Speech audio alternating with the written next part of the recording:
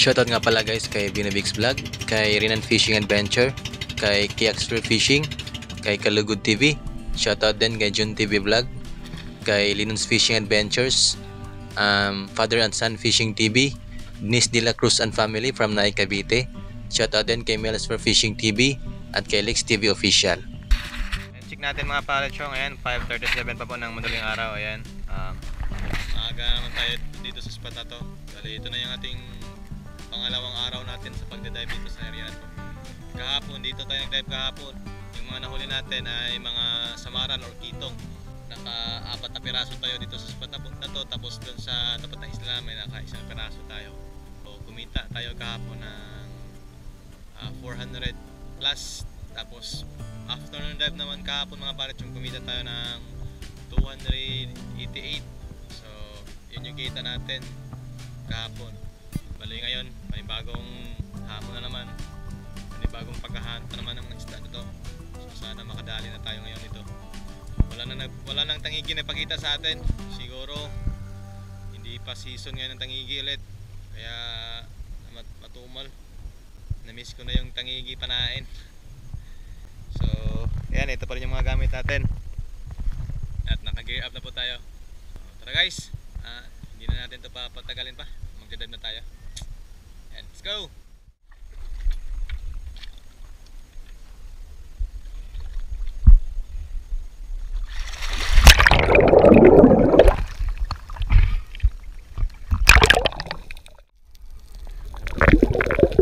Pagkababa ko guys ay dali-dali ko kagad chinek itong bato na to, dahil minsan dito sa spot na to nakahuli ako ng kitong or samaral, or minsan din yung mga one spot snapper or yung mga labungan ng tawag sa amin.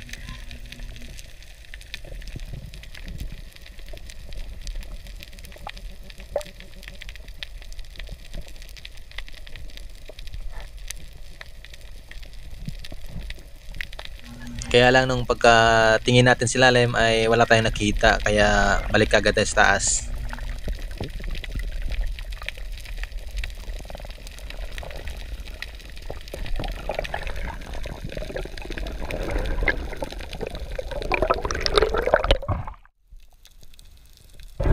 After ng isang oras nating paninisid guys ay eto, bumabante tayo dito sa medyo malalim na part na to.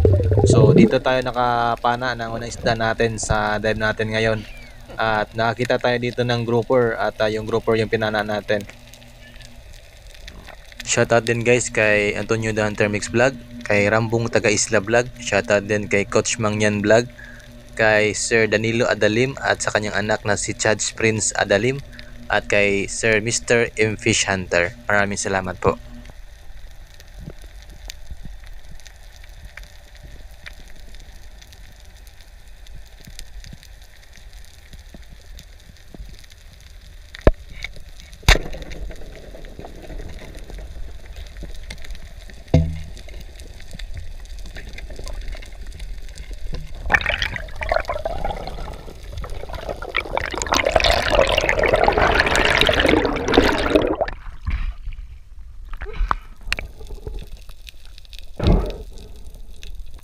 Pagkatapos kong mapana ang grouper guys ay ayun, nag-stuck yung shafting natin, at buti na lang nung pagsisi natin ulit ay nahila din naman natin yun, at na-recover natin ng maayos yung isda at yung shafting natin.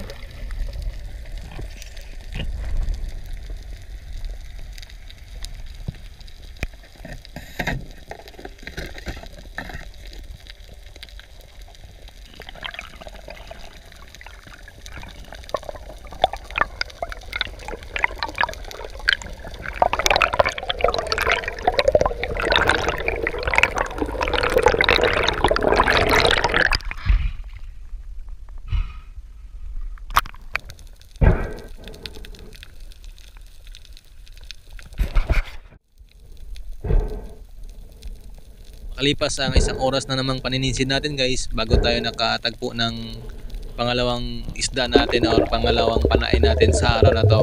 So itong spot na to ay medyo malalim to, pangantuhan. Malalim na yung nasa baba nito. Yung isda natin nakita dito ay nasa baba at nasa wall. Ito sa unang dive natin dito sa spot na to ay hindi natin to napana. Kaya binalikan natin pagkatapos nito.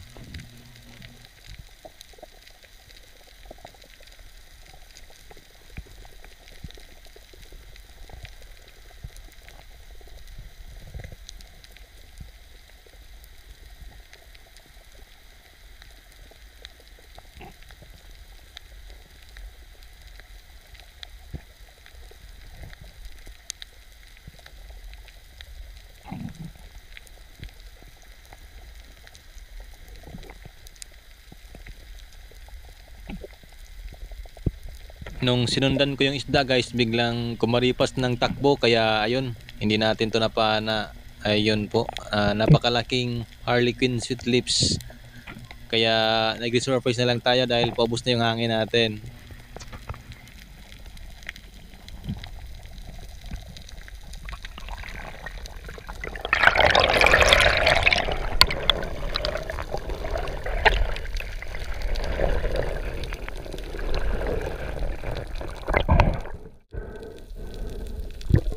Nung nakapagpahinga na tayo guys, ay agad ko itong binalikan itong spot na to, yung kung saan natin nakita yung Harlequin sweet lips or lipty. At buti na lang sa pangalawang dive natin ay napaamo natin yung isda at ayun, napana din naman natin tong isda na to. Ito na yung ating pangalawang isda at panguling isda natin sa araw na to. 2.3 kg on scale. Ayan, hindi na rin masama to guys, at malaking income na rin ito, or malaki na rin yung kikitain natin dito sa stud na to.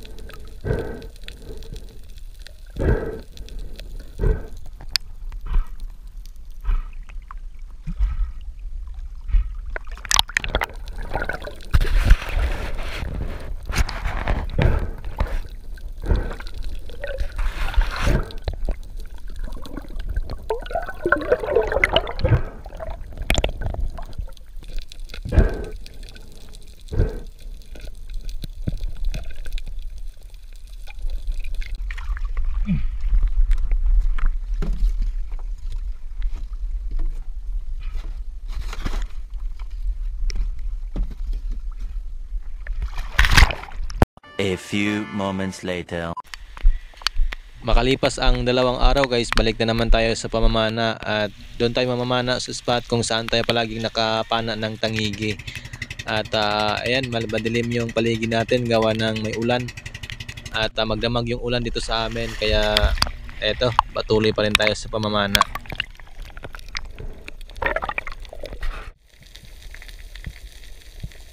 After a couple of dives guys, ay eto, biglang napakita sa atin itong mga shark mackerel or lanhuan, or ang tawag sa amin ay bao-baho. Papanain ko na sana, kaya lang biglang lumayo sa atin, at ayun, hindi ko na lang pinana.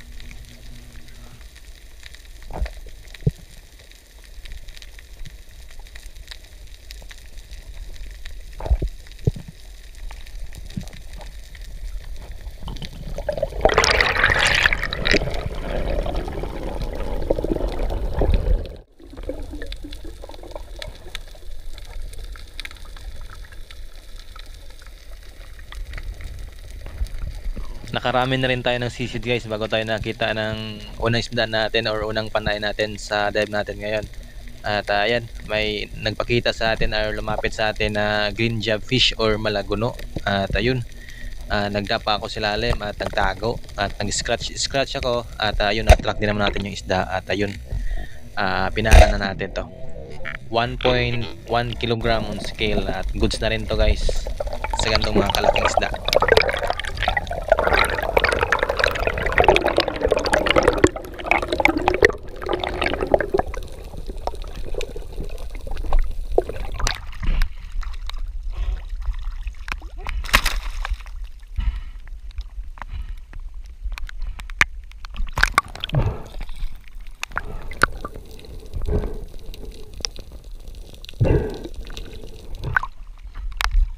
Jam fish or malaguno guys.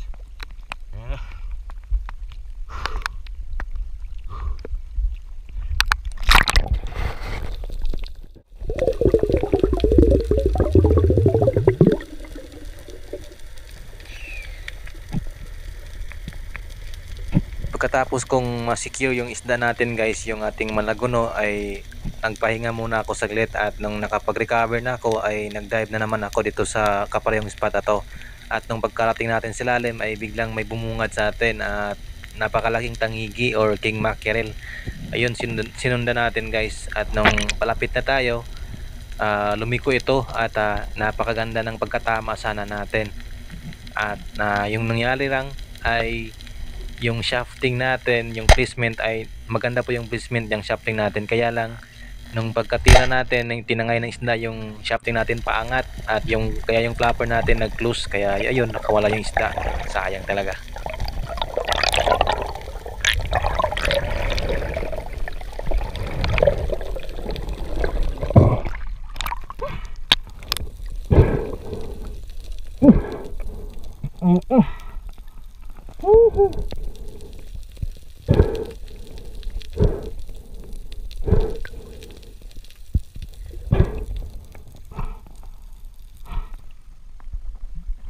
Ay, sayang guys, tangigi.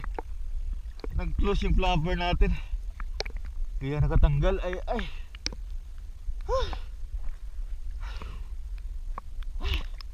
Napakaamo pa naman ng tangigi ngayon. Sayang.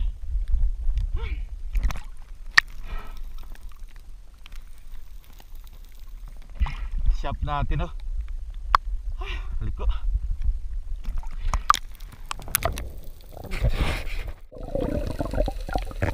Another na pagsisi na naman guys, dito pa rin to sa spot na to kung saan tayo nakakita or nakapana ng tangigi na nakawala. At eto, nag-ambush na naman tayo. Anong pagkalapag natin dito sa ilalim ay nag-abang-abang muna tayo ng mga ilang segundo, at biglang may nagpakita sa atin or lumapit sa atin na trevally. Hindi ko napansin tong isa, yung nauna, kaya ayun, yung pinana ko yung nasa likuran, yung sumunod na trevally na lang yung pinana ko, since pareho lang naman sila ng sizes. 1.5 kg on scale, at goods na rin to guys, at first class na isda pa.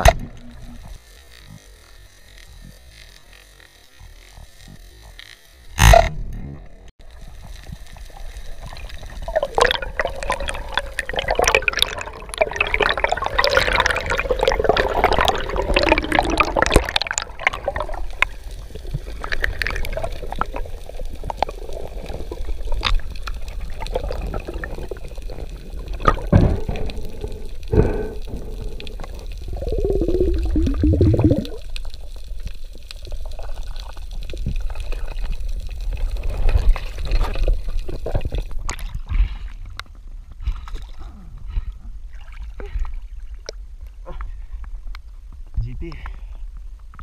Yan na.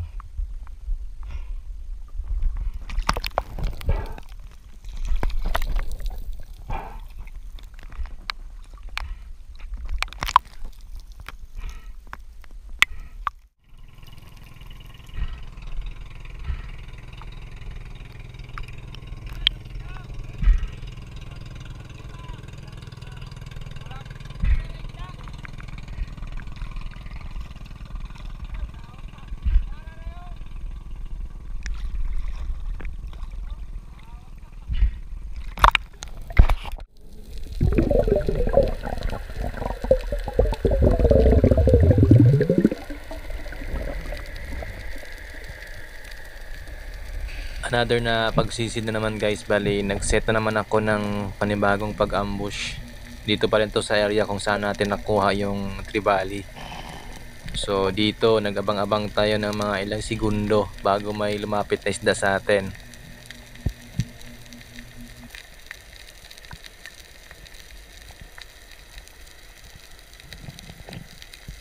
Sakto yung pagdaan ng isda sa atin guys, at nakapurma na tayo sa ilalim, at ayun, pinana na natin. Good size na rin to na trevally guys, nasa mga 6 grams or 600 grams. Lagpas na po kalahating kilo.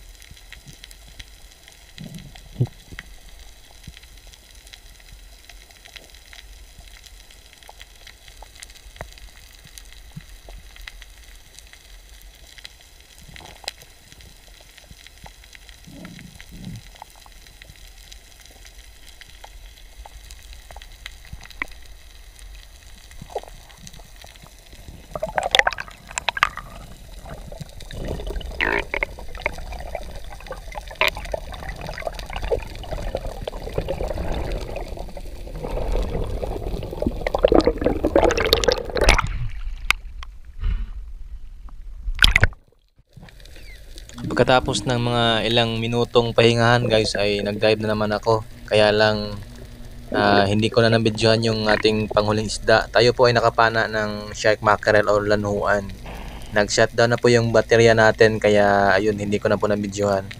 Bali yung mga nahuli natin sa araw na to ay 2 trevally, isang green jobfish at isang lanhuan. At goods na rin yung huli natin sa araw na to. Kaya ayun. Hanggang dito na lang yung video natin guys at maraming salamat sa inyong walang sawang suporta at panonood ng ating mga video. Kita-kits na lang po sa ating next na adventure na naman.